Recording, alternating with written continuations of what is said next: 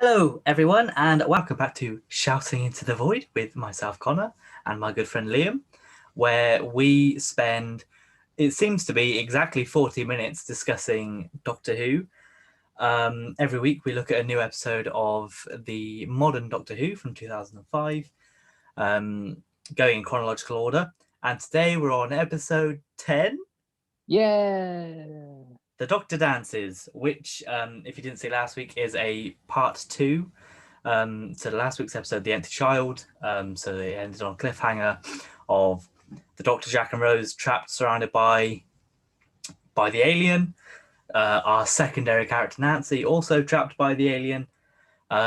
Nothing had been resolved, obviously, because it was a part one. It was just mainly set up. And then part two resolves everything in, I think, a nice little bow. So I guess we'll get into it. What were your first thoughts about the episode? I loved it. I assumed I would because I remember fondly liking the story. I really enjoyed part one, but I definitely preferred this part. Yeah, I think you kind of nailed it with everything tied up nicely and some really cool, interesting explanations of things, some emotional beats, some funny lines, some good chemistry with all the actors, and yes, jolly good fun. Yeah, I felt this one really did bring everything together. And I know last week you mentioned you were hoping they were going to talk about how the child can speak and do things, and that does get resolved. Yep. We get less time with like three different things. It's more just two, eventually one, Mhm. which I think really helps streamline the episode and make it simpler. And we get much more and much better character interactions, I think, a much better dialogue between the characters, I think, in this. So we'll get on with it. We do three bests and three worsts. So what is your first top best bit? The Everybody Lives scene. I wish Doctor Who had more scenes like it, to be honest. Yeah. Because it can be a fun, uplifting show. It doesn't need to be pain. Companions can have happy endings. It's okay. It's not boring. But yeah, I think given how bleak this story was throughout it, like particularly part one, I think was very kind of dark and bleak and sad. I think starting with like the resolution to the cliffhanger and stuff, a lot of this story I think is about hope and holding on to that. So we have them getting out of the cliffhanger. We have Nancy when she's trapped with that guy who transforms, she gets out of that as well because she sings. And Rose instills hope in Nancy by telling them the war is won. And then it all kind of culminates in that scene where no one dies, thank God. So that I think in terms of like thematically, that's a really cool payoff. And yeah, Chris Eccleston in that whole sequence, he just absolutely shines. It's one of my favorite Nine moments, I think, when he's kind of just elated that people get to live. And I think that's huge for him as well, coming off the Time War. It's still very much haunting him, all these people dying. So it's a really kind of powerful moment, I think, for the character and for the story. Yeah, I definitely agree. And then if you like just watching that and thinking no one's died in this story, and then thinking about how many people die in the upcoming series, you're like, God, like near enough every episode has someone dying. Mm. I know Stephen Moffat gets stick when he's showrunner for not killing companions properly or like giving them a way out and things like that. But I mean, it's not necessarily a bad thing if it's done well. It can be good, and I think this is a good way it's done well. I have one nanogene nitpick, which I'll come on to in the sort of worst section.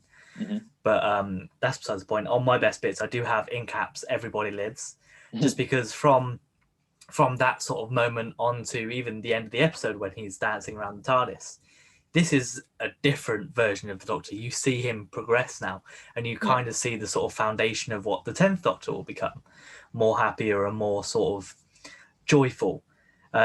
But then we know what's coming in the end of this series, so it feels kind of harsh to give this Doctor this sort of high, and then next episode it drops slightly, and then Yeah. even it gets even worse in the series finale.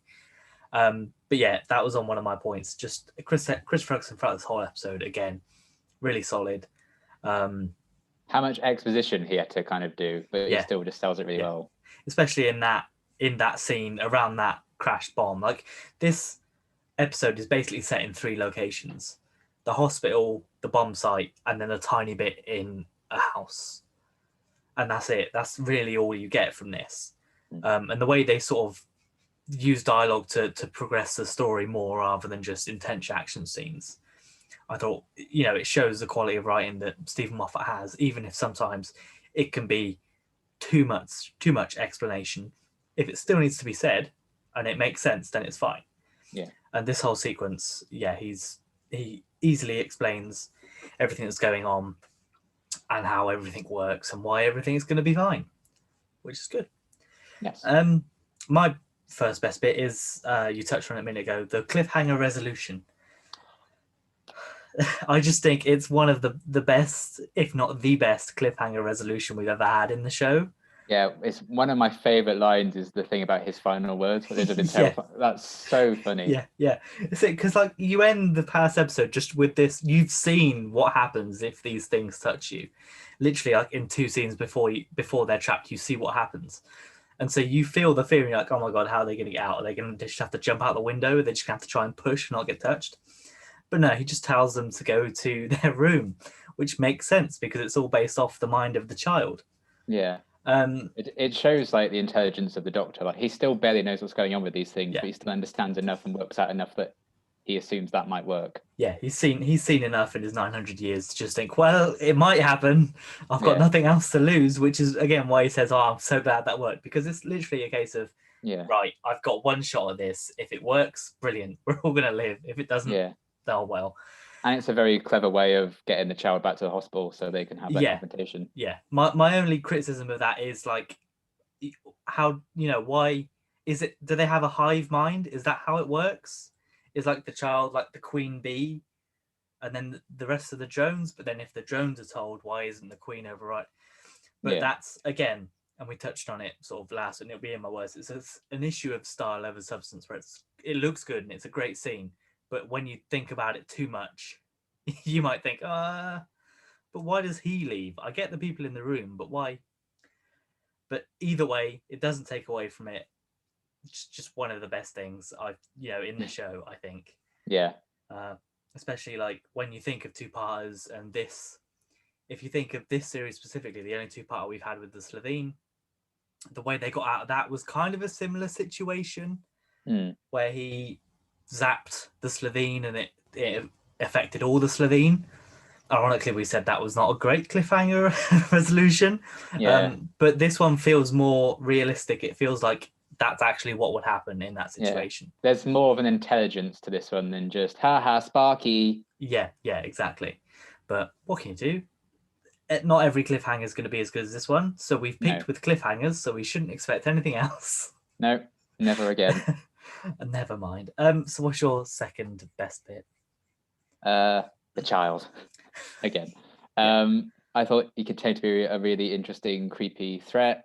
And as we touched on briefly, the full explanation for him, how he's so strong, how he can do all this stuff, I thought was very cleverly and very satisfyingly explained, in my opinion. So yeah, I really liked how they continued to make him creepy in different kind of ways, like with the typewriter, with the tape running out, you can hear it, and like rewatching the episode, I think it makes those scenes all the more powerful because you may not have noticed the tape running out the first time you watched it, or the typewriter still going, even though the kids just sat there listening to Nancy.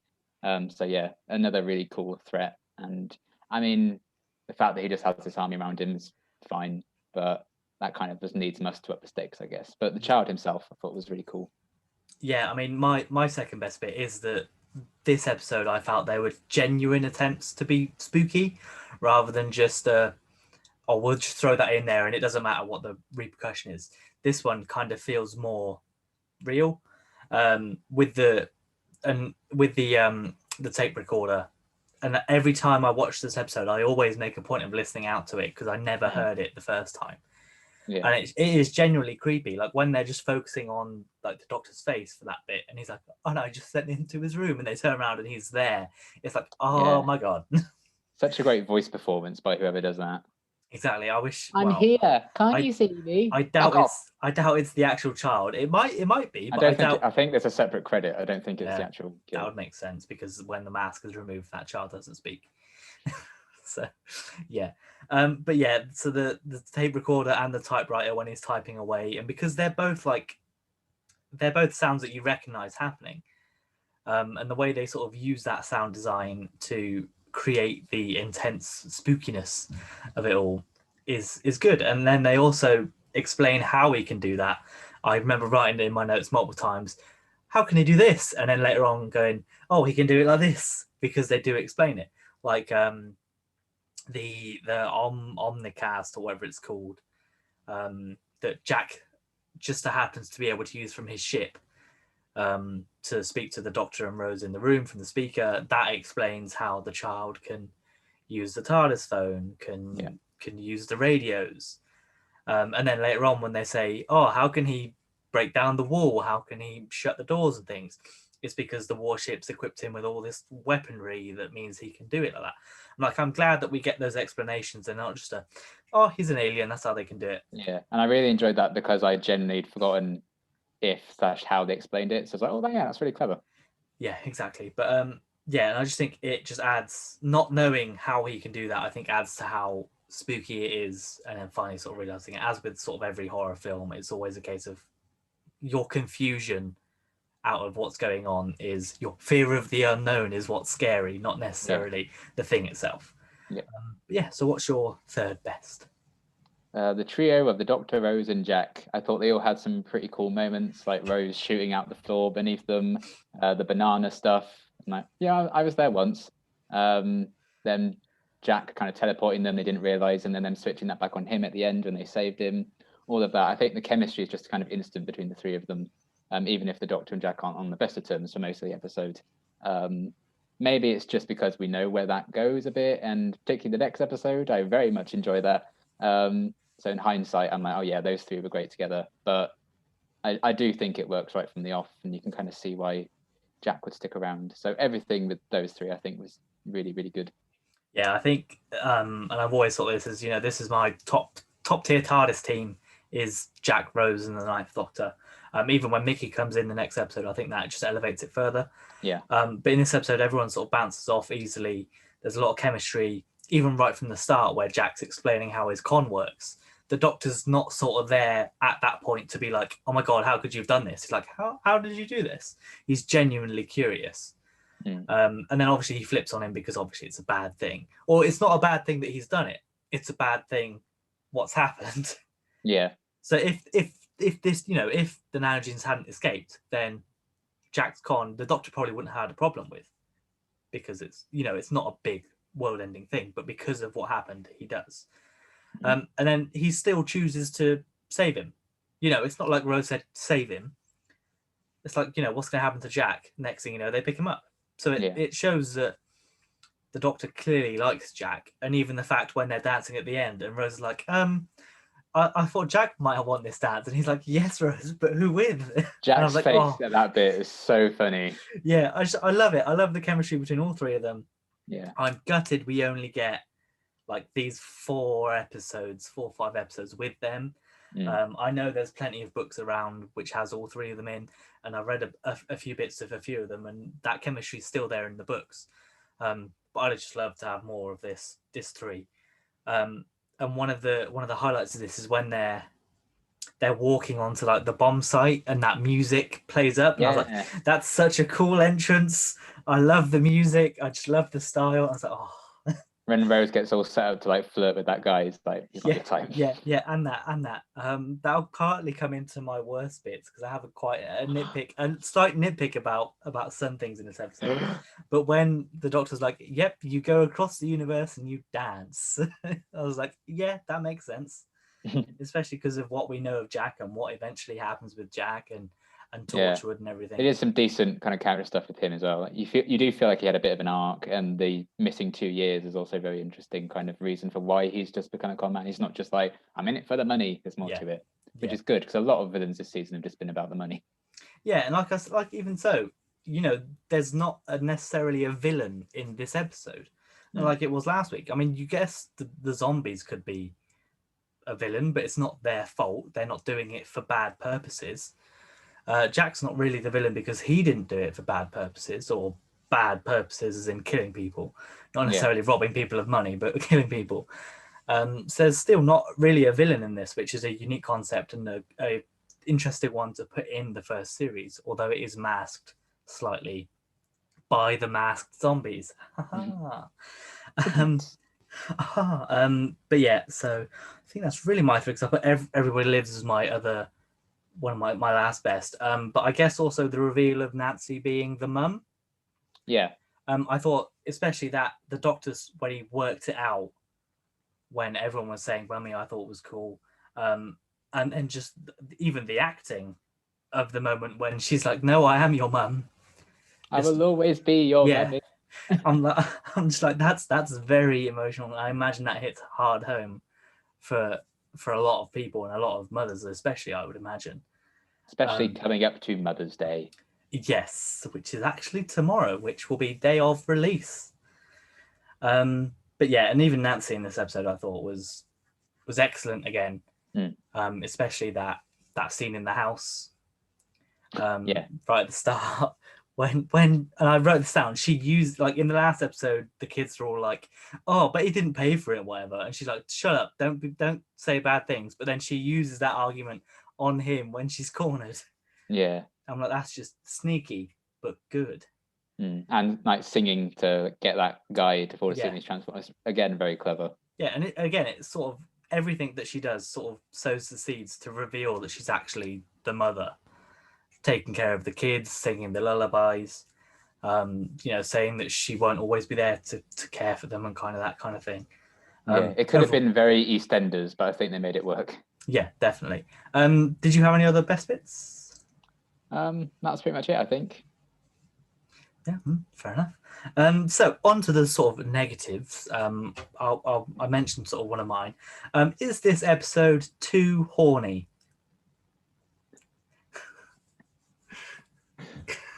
That kind of ties into one of mine, I guess. Because there's like a couple of moments where I'm like,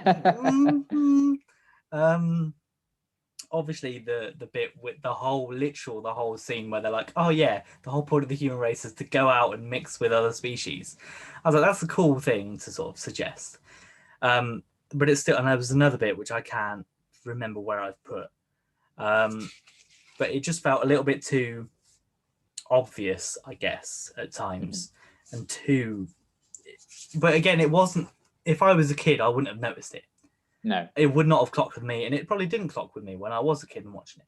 But watching it as an adult, you're like, oh, okay, so this is the stuff for adults that don't really care for the science fiction. This is the stuff that sort of gets them to watch the more adult themes that, again, we see is more prevalent in Torchwood. Again, that's just a nitpick of mine. And I think Stephen Moffat has a habit of doing things like that a bit too much as well. We see it a little bit in Silence in the Library, Forest of the Dead.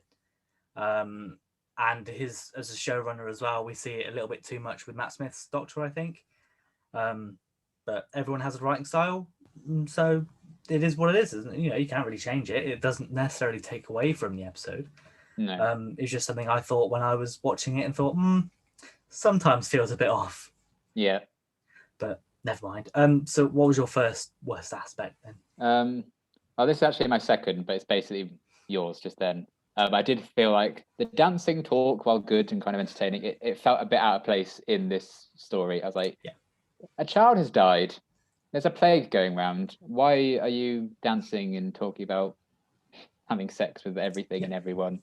Like, in some other things it could have worked, but again, I do accept, like, that's because I'm watching it as an adult and actually understanding the context and subtext to it now. But I do feel like it's kind of odd and very relevant considering the episode's called The Doctor Dances. Yeah, it when I first saw it, I was like, have they named the Doctor Dances because that's what it was, or was the title thought of first and then they went, oh, we haven't got enough Doctor dancing, so we need to put more in? Like I said at the start, there's a fair bit of dialogue in this episode, and the bit in the room does feel like a bottle episode where they're just trapped there and all they can do is talk to each other, which is a nice scene. We haven't had that many scenes of just the Doctor and Rose talking to each other in this. But it does also feel like padding as well. Yeah. Because they're in that room for a good, what feels like 5-10 minutes, just talking to each other. And it's like, come on. This is all artificial. You can just say that Jack could have teleported them away. You've done this on purpose to pad the runtime. There's not really a point to the scene. except to set up a nice, happy scene at the end, really, I guess. But I mean, again, for me, it's a nitpick. Yeah, You know, same. it's not the worst thing in the episode. Well, it's not the worst thing in the show, really, but it does feel out of place at times. Mm-hmm. No, fair enough. And then that sort of, I guess, ties into my style over substance argument for this episode, similar to last week. The one I picked out was obviously the squareness gun's cool. Or when Rose points to the floor, that's cool, but that is a long drop. How have they not broken their legs? Because they land on their legs, like, you know, they land stood up and fall over. Yeah. And I just think a fall from that height, that's a story fall direct onto your legs. That you definitely break some kneecaps at least. That, and then when they land in that room, why are some of the zombies still in bed? I thought they were all going after them on the floor above. Yeah, that's true. And I think that's also where it sort of ties in with last week, where they were just doing spooks for spooks' sake. Turn the lights on. Oh, they're awake. Oh, got to run, kind of thing. Yeah. But it looks good. I wasn't necessarily being like, oh, this ruins the episode. But it was just one thing that I thought was, you know, could have done with some more explanation. Could have been a smaller drop, maybe. Yeah, that's fair. But you can't have them all. So, what was your next worst bit? Yeah, this is the only thing that I was like, oh, would have really been nice. The rest I kind of had to really nitpick for. I felt like we just needed an extra scene to wrap up Nancy, Jamie, and the kids at the end. You know, it's the doctor like, oh, Nancy, Jamie, they'll go to Dr. Constantine, they'll be fine. But I just would have liked an extra scene with like Nancy just talking to Jamie about, like, so I've just told you I'm your mum. This is a big deal, but you know, we're gonna make this work. I don't care what people think of all that, and maybe just like reunite with the kids because everything's okay now. You know, the last time we saw them, Nancy was like, as long as things are bad, you're in danger. Bye. Eat your greens. I think it would have been nice thematically to kind of revisit that. But again, I don't need it. But when you think about like the dancing scenes that they could have just trimmed down and then given us that, I think that would have been an even better ending to the story for me personally. Yeah, the sort of Nancy's gang of kids feels very, oh shit, we forgot to write what they're doing. We better write in a scene where she goes and sees them. But yeah, she just leaves them and says, oh, one day I won't come back. Lol, it turns out it's today. Bye, and leaves. And I get the doctor's like, yeah, they'll go to Dr. Constantine. I'm like, fine. I guess they know each other, but is he really going to want to speak to her if he's got all of these patients that are suddenly asking more questions? My legs grown back. I thought that was good, to be That's fair. great. I really love that. It's like, that is good. maybe you miscounted. Oh, okay, so good. Yeah. And you know, she says she's his mum, but that's when he's the gas mask. So for all we know, he doesn't remember that because, you know, he doesn't remember anything when he is the gas mask child. So what makes sense that it could go the other way around? That's true. So for all we know, she went, oh, thank God you're okay. Come on, bro. I still would have liked to have seen that. Yeah, either way, it would have been good. Either way, I think it would have been better. Yeah. Yeah, because we do just get the line from the doctor at the end that feels very much like, oh, we need to say what they're going to do now. We can't just let them walk. We can't just leave them. After they saw a giant spaceship pick up a bomb, we can't just we can't just leave them. And they know about the future of the world. I don't know. But it's yeah, I get what you mean. Speaking of the bomb, my sort of third nitpick is that also feels quite tacked on. The fact that they don't need to have that kind of time limit of the bomb's going to drop when they've also got the time limit of, oh shit, all these zombies are surrounding us, we're going to die. Yeah. And it feels like they very much forgot, oh shit, we told there was a bomb going off. It's just a way to get Jack in the TARDIS. Yeah. But you didn't necessarily need to have that to get him because Jack was going to go with them either way. Yeah. I doubt he was just going to go, okay, bye. Bye, friendly time traveling people who I had a great time with. I'm not going to see you again. I mean, they literally picked up a person from a museum who turned out to be the worst person ever. So they could have easily taken him. But saying that, I enjoyed Jack sort of straddling the bomb as he spoke to them. And I enjoyed the fact that he was like, fine, guess I'm going to die. Guess I'll just have to have a drink. Yeah. He's like, oh, what if we put the bomb in the escape pod? There's no escape pod. What if I get in the escape pod? I was like, I like how he's just trying to cheat death. And then that's even funnier when you realize What he's happens now next? forever going to be able to cheat death. And he Yeah. hates doing that now. Yeah. So it's kind of like a bitter irony for Jack. And on that, one thing that really annoyed me was Jack's sort of last line to Rose. And it went, Rose? Yeah, goodbye. that was really weirdly done. Yeah. And I was like, did Moffat write that in the script? Did he just go, Rose? Yeah, goodbye. Goodbye. Just say goodbye. I was like, that's madness. Or he could, I don't know. But that one line I highlighted thinking that's terrible. It's not often that I see a single line and go, that was terrible dialogue. But that this was time very odd. No, not very good. But yeah, that a nitpick at the highest level, but never mind. Did you have any other worsts? Yeah, my last one, in a way, kind of ties in, I suppose. I felt like Jack's gadgets and his ship and everything very much kind of performed as to how tense they wanted scenes to be, or where the plot needed to go.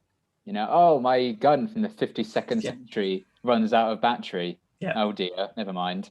At the exact moment they really would need it. And then very last minute, him coming in, getting the bomb, and everyone not making a big deal of this great big fucking spaceship appearing in front of the consequences of that. The long time to actually get him to be able to teleport the Doctor and Rose on board so they can have that scene just feels a bit like, oh, okay. But again, that's very nitpicky and I don't mind it that much, but it's something I noticed. I mean, they kind of explain it away with it's not really Jack's ship. He just stole it from someone, and therefore he doesn't know how to do certain things. He doesn't know how to control it. You know, for all he knows, it could blow up in a minute because it's not had an MOT in 2 years. I was thinking that, but he also seems very familiar with the computer, so I feel like he has had it for a while. I don't know. But it didn't really bother me. That could be an argument for style over substance as well. Is that, you know, these things look good, but when you start to think of them a little bit more, they're a bit like maybe not. Yeah.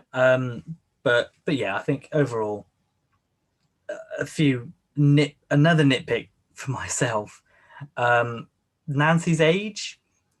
The doctor says she's supposed to be 2021. I thought she was older. For some reason in my head, I always thought she looked around like 28, 29. Maybe the actress actually is, and they say, oh, you're actually 21. But I don't know. That's a slight thing where I was like, But then again, you could argue we don't look 24. Connor's not happy with how this woman looks, everyone. She's not old enough. But at the same time, I put the fact that she is, 20 and she had a kid as a 15-year-old or whatever. That's a tough thing to put in a TV show for kids. Yeah. It's basically teenage pregnancy, which was sort of reserved for soaps and Biker Grove. So it was although it was very lightly touched on and similar with sort of the homophobia of the time as well at the start of the episode with Nancy and the husband. There's some sort of light themes that they put in there, which some could argue it's just tokenism because they're just put in there because they could be put in there. There's no real depth to them. So the age, I didn't believe that she was 20 because to me she looks older and I thought she acts older. But the argument is that she needs to act older because she has a son, so she can't be her age. Yeah. But what can you do? Did you have any other little nitpicks? Any other little best bits? Any fun facts? I do have some fun facts. Ooh. Are you ready, kids? That's SpongeBob, isn't it? Doesn't matter. These are a few I found quite interesting. When Nancy cuts the barbed wire, there's a little musical motif which ends up being the Tortured theme. So there you go. They end up reusing that. What else? Oh, the bomb has a very bad German translation of Bad Wolf written on it. I do remember that. I remember seeing that in magazines, and it's probably in books that I've that I've got from the time saying, "Oh, it says Bad Wolf on it." Yeah, it's not like a perfect translation. There was a better way of translating it, but I think they just picked what looked better to say. So that looks easier, yeah. Yeah. Early drafts of the script included Jamie's father, who would have actually helped the kids out and got them to safety. And he would have been German, which would be another reason why Nancy never told anyone. Yeah. And then the line the doctor says to Rose about bicycle when she was 12 is supposed to foreshadow what was going to happen in the next story, and they revealed that the doctor was manipulating Rose to make her the perfect companion. Yeah. So that was meant to foreshadow that, but then ultimately they scrapped the idea, but the episode kind of had to keep that line in anyway. So there you go. I mean, I like that idea, and I think I even wrote that down. Is that Ninth Doctor is Father Christmas, because it makes sense. He's that kind of person. I think he hints at it in other episodes as well. Well, I can't remember which Doctor it is, but they definitely hint at it, and they have Father Christmas in one of the Christmas episodes. But yeah, I mean, it makes sense, that scene, especially when later in the series we know the 10th Doctor goes back to see Rose before he dies. We know that Jack visited Rose occasionally at the estate, so we know that there's definitely that history.